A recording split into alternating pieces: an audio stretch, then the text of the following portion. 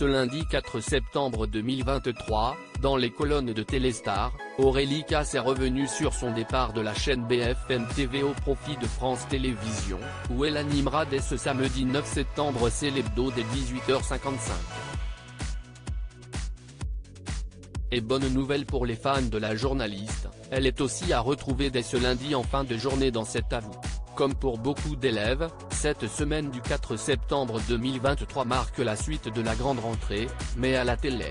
Aurélie Casse fait son retour devant les caméras de France Télévisions, France 5 plus précisément, dès ce lundi autour de la table d'Anne-Elisabeth Lemoine dans cet avou, tandis qu'elle présentera, accompagnée d'un groupe de chroniqueurs, C'est l'hebdo dès ce samedi 9 septembre à 18h55.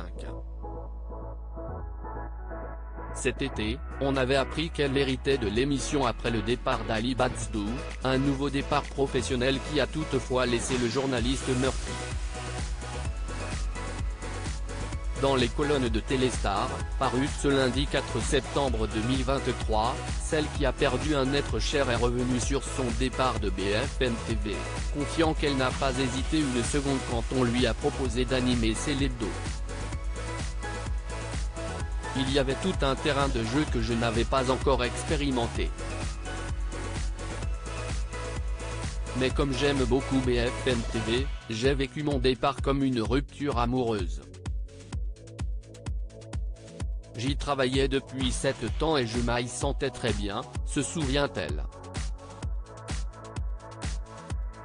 Mais si le titre de l'émission reste identique, la formule change, comme elle l'a assuré. Notamment grâce aux chroniqueurs qu'elle a recrutés ces dernières semaines, je me suis constitué une bande, Natacha Polony, Mathieu Béliard, Victor Desquiver.